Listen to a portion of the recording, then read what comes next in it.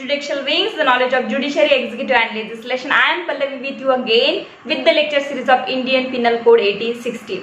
जैसे कि आपको पता है हम आईपीसी की लेक्चर सीरीज कर रहे हैं और उसमें हम चैप्टर 4 की तरफ अब बढ़ चुके हैं और हमने हमारे लास्ट वीडियो में सेक्शन 84 तक कवर कर लिया था और आज हम आगे के सेक्शन देखने वाले जो है 85, 86। वो सेक्शन जो है 85 और 86 जो कि इंटॉक्सिकेशन से डील करते हैं। जनरल एक्सेप्शन का मतलब ही ये होता है कि हम अगर कोई भी काम करते हैं या कोई व्यक्ति हो, कोई पर्सन हो, ऐसा कुछ काम करता है तो उसे ऑफेंस करता है तो उसे यहाँ पे जनरल एक्सेप्शन का डिफेंस मिलता है। कुछ भी कर रहा है वो गलती से हो गया, बाय मिस्टेक से हो गया या फिर ऐसी सिचुएशन वहां पे अराइज हो गई है तो वहां पे उसको लॉ माफ कर देता है, वहां पे उसको डिफेंस लेने का अधिकार मिलता है। ये बेयर एक्ट की लैंग्वेज पढ़ते हैं हम।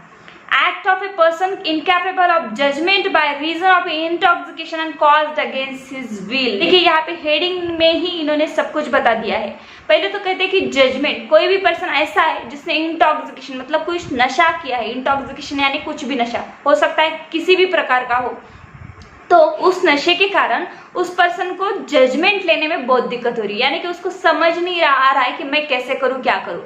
यहाँ पे बहुत लोगों को ये भी कंफ्यूजन होता है कि किसी ने अगर इंटॉक्सिकेशन किया है, कोई नशा किया है, तो क्या उसको लॉ जो है हमारा जो आईपीसी जो है क्या उसको पनिशमेंट प्रोवाइड नहीं करता। यहाँ पे जनरल एक्सेप्शन में अगर ये सेक्शंस दिए हुए हैं तो क्या लॉ उसको माफ कर देता है? नहीं, ऐसा नहीं है। यहाँ पे कुछ कंडीशंस भी उसकी दी गई है।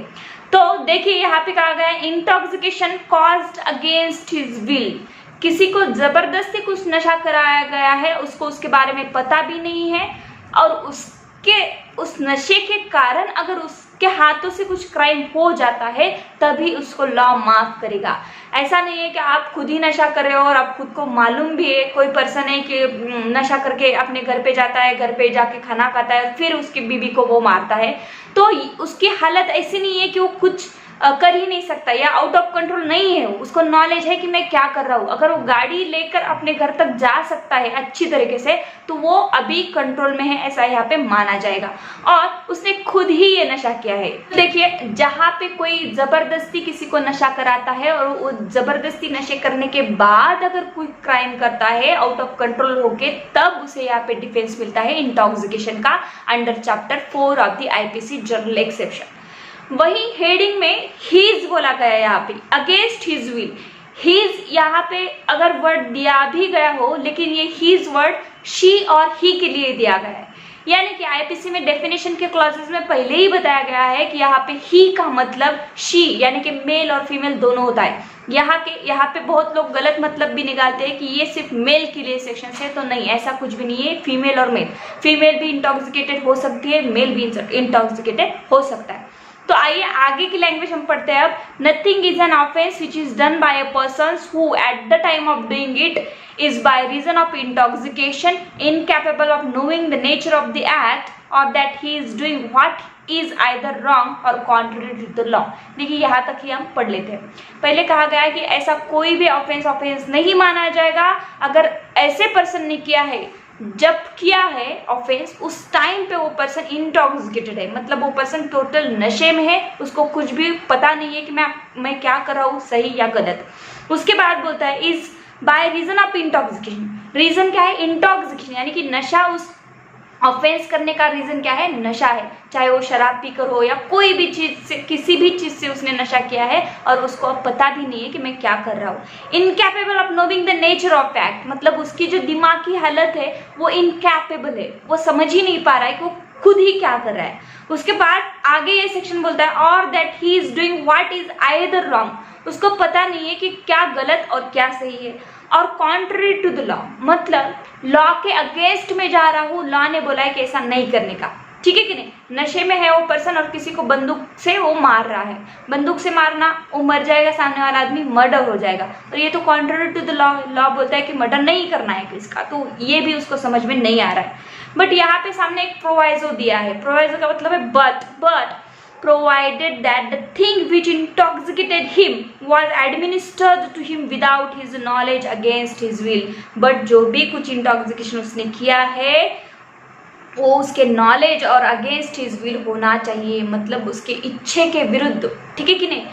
उसको पता ही नहीं है, किसी ने उसको ज़बरदस्ती नशा कराया हुआ है, ऐसा ही होना चाहिए। उसको ये भी पता नहीं, नॉलेज भी नहीं है कि मैं इंटॉक्सिकेटेड हूँ या नहीं, उसको कुछ भी पता नहीं होना चाहिए, ज़बरदस्ती का इंटॉक्सिकेशन होना चाहिए। तभी आपको आईपीसी के जनरल एक्सेप्शन का, इंटॉक्सिकेशन का डिफेंस का राइट मिल सकता है। अदरवाइज आपका गुनाह, आपका जो ऑफेंस है वो माफ नहीं होगा, आप यहाँ पे कोई भी डिफेंस नहीं ले सकते। तो चलिए आगे के सेक्शन की तरफ बढ़ते हैं हम, वो है section 86, offence requiring particular intent और knowledge committed by one who is intoxicated. देखिए यहाँ पे सेक्शन 85 और 86 में डिफरेंस क्या है, ये बहुत बड़ी बात है। यहाँ पे सेक्शन 85 में बोला था कि अगेंस्ट हिज विल, मतलब कोई भी पर्सन इंटॉक्सिकेशन कर रहा है, वो जबरदस्ती का इंटॉक्सिकेशन है, किसी ने जबरदस्ती किसी को नशा कराया है, तभी आपको एक्सेप्शन में जगह मिलेगी, तभी आपको यहाँ पे क्या मिलेगा, राइट मिलेगा डिफेंस का कोर्ट में। बट यहाँ पे 86 में दो शब्द यहाँ पे ऐड किए गए हैं, दो वर्ड्स यहाँ पे ऐड किए गए हैं, वो है इंटेंट और नॉलेज। देखिए हमने जब कॉमन ऑब्जेक्ट और कॉमन इंटेंशन के बारे में पढ़ा था, तब भी हमने इंटेंट और नॉलेज के बारे में पढ़ा था। मैंने आपको उस वीडियो में अच्छी तरह बताया था। अगर आपने वो वीडियो नहीं देखा तो डिस्क्रिप्शन बॉक्स में लिंक है, आप प्लीज जाके देखिएगा।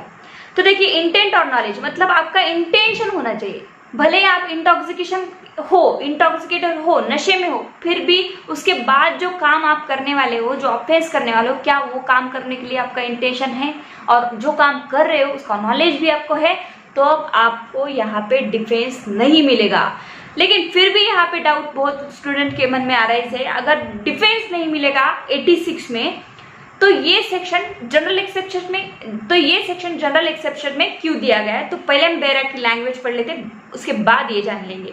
तो देखिए यहाँ कहा गया है, in cases where an act done is not an offense unless done with a particular knowledge or intent। देखिए यहाँ पे कहा गया है, कोई भी अगर एक्ट आप कर रहे हो, done is not an offense unless with the particular knowledge or intent। कोई भी ऑफेंस आप कर रहे हो, कोई भी काम आप कर रहे हो, लेकिन आपको नॉलेज ही नहीं उस बात की, आपका इंटेंशन ही नहीं है, गिल्टी माइंड ही नहीं है, ठीक है कि नहीं, तो वो ऑफेंस नहीं माना जाएगा, पहली बात।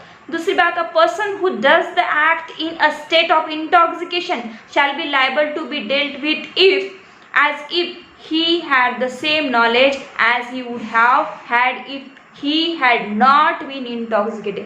यहाँ पे दूसरी लाइन बोलती है, कोई भी पर्सन अगर खुद शराब पी के खुद इंटॉक्सिकेटेड होगी, यहाँ पे अगेंस्ट हिज विल वगैरह कुछ भी बोला गया नहीं, वो सेक्शन 85 में था। यहाँ पे अगेंस्ट का अगेंस्ट को मेंशन ही नहीं किया गया है, यहाँ पे खुद ही वो इंटॉक्सिकेटेड हो रहा है। लेकिन यहाँ पे सिचुएशन ये अराइज हुई है कि कोई भी पर्सन अगर नशा करता है, नशा करने के बाद अगर वो गलत काम कर रहा है, और तब गलत काम करने के टाइम पे जो उसको नॉलेज है, ठीक है कि नहीं, कि मैं कोई भी पर्सन है अगर नशा करके किसी पे बंदूक की गोली चला रहा है, किसी पे गाड़ी लेके जा रहा है, और उसको पता है उस टाइम पे कि मैं जो कर रहा हूँ वो गलत कर रहा हूँ। यहाँ पे अब देखिए इंटेंशन और नॉलेज के बारे में बताया गया। मतलब हो सकता है वो बहुत गुस्से में था, जाके उसने शराब पी ली, जाके शराब पी के घर चला गया, अच्छे से गया घर भी, ठीक है, घर चला गया और सुबह बीबी से झगड़ा हुआ था। अब वो क्या कर रहा है, बीबी का उसने मर्डर कर दिया, उसके वाइफ का उसने मर्डर कर दिया। तो देखिए उसका इंटेंशन ही था पहले से ही कि मैं जाऊंगा, सुबह से झगड़ा हुआ था, ऐसा सुबह से झगड़ा हुआ था, मैं उसको मार ही दूंगा, तो उसने मार दिया। पहली तो बात इंटेंशन था। तो जब वो कर रहा था तब उसको इस बात का नॉलेज भी था कि मैं गोली चलाऊंगा मेरे वाइफ पे तो उसकी डेथ हो जाएगी, वो मर जाएगी, ठीक है कि नहीं।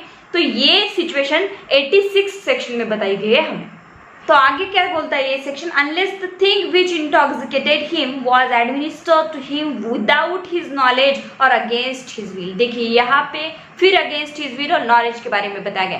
पहले हेडिंग में और पहली लाइन में इंटेंशन और नॉलेज के बारे में बोलता था ये सेक्शन, लेकिन अब उसके बाद बोल रहा है सेकेंड लाइन में इंटेंशन के बारे में नहीं बोल रहा है, सिर्फ नॉलेज के बारे में और अगेंस्ट हिज विल।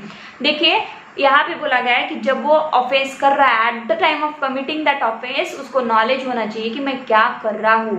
कोई भी देखिए हजारों लोग नशा करते हैं, हजारों लोग इंटॉक्सिकेटेड होते हैं डेली, बट वो हर किसी का खून ही नहीं करते बैठते, हर किसी का मर्डर ही नहीं करते बैठते, ठीक है कि नहीं। तो जो भी पर्सन अगर कुछ नशा करने के बाद कुछ कर रहा है तो उसको नॉलेज होता है कि मैं क्या कर रहा हूँ, ठीक है कि नहीं। नॉलेज में उसने किया है और अगेंस्ट हिज विल होगा, तभी उसको इस सेक्शन का डिफेंस मिलेगा। जो ऑफेंस लास्ट में वो कर रहा है, क्या वो अगेंस्ट हिज विल कर रहा है? कोई हो सकता है कि इंटॉक्सिकेटेड है और किसी को इंटॉक्सिकेटेड होने के बाद कोई जाके अबेट कर रहा है, तब ये सेक्शन का डिफेंस आपको मिलेगा, अदरवाइज नहीं मिलेगा।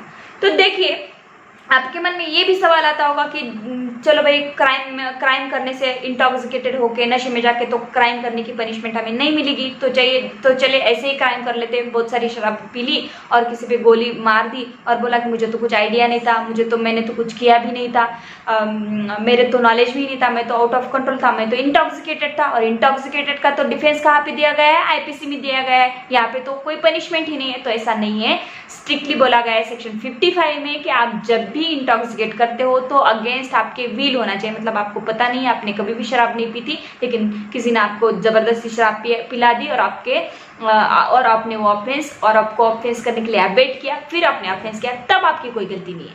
लेकिन 86 बोलता है कि आपने खुद शराब पी है और आपको उस आपका इंटेंशन था, नॉलेज था, तब आपको इसका डिफेंस नहीं मिलेगा। तो डिफेंस नहीं मिलेगा, तो ये सेक्शन यहाँ पे क्यों डाला गया है? तो देखिए, यहाँ पे बोला गया है, यहाँ ये सेक्शन डील करता है कल्पेबल होमिसाइड से और मर्डर से। मतलब यहाँ पे डिफेंस आपको कल्पेबल होमिसाइड और मर्डर का मिल सकता है। जैसे कि किसी ने बहुत सारी शराब पी रखी है और उसका इंटेंशन भी था, नॉलेज भी था, लेकिन शराब के वजह से, नशे के वजह से उसको आउट ऑफ कंट्रोल हो गया था। अब उसको ये पता नहीं था कि मैं क्या कर रहा हूँ और क्या नहीं, उसने गोली चला दी। तब उसको डिवाइड किया जाएगा कि ये कल्पेबल होमिसाइड में बैठता है या फिर किस में बैठता है? मर्डर में बैठता है। ठीक है कि नहीं? इंटेंशन प्लस नॉलेज का यहाँ पे कैलकुलेशन किया जाएगा। और अगर सच में उसने इतनी ज्यादा ड्रिंक की थी, उसने इतना ज्यादा इंटॉक्सिकेटेड किया था, कोई लेवल के बाहर चला गया था, ठीक है कि नहीं, अब गाड़ी पे तो बैठ गया लेकिन गाड़ी ही नहीं चला सकता वो, तो ऐसी हालत में अगर उसने क्राइम किया है तो उसको फिर कल्पेबल होमिसाइड में डाला जाएगा। ये डिफेंस आपका यहाँ पे काम करेगा। ऐसा इसका मतलब बिल्कुल भी नहीं है कि आप नशा करके अगर कोई क्राइम करते हो तो आपको कानून माफ कर देगा, बिल्कुल भी नहीं। यहाँ पे सिर्फ डिफेंस के बारे में बोला गया। गाइस, आज हमने 2 सेक्शन कवर कर लिए जनरल एक्सेप्शन के, 85 और 86, जो कि डील करते थे इंटॉक्सिकेशन के बारे में। तो I hope you understand very well the intoxication concept of the general exception of Indian penal code 1860। तो फ्रेंड्स, कल मिलते हैं आगे के सेक्शन की तरफ। Thank you so much for watching my videos and like कर देना, सब्सक्राइब कर देना एंड बेल आइकन बटन जरूर दबा देना, ताकि मेरे डेली वीडियोज के नोटिफिकेशन आपको मिलती रहे। Thank you so much. Stay home, stay safe.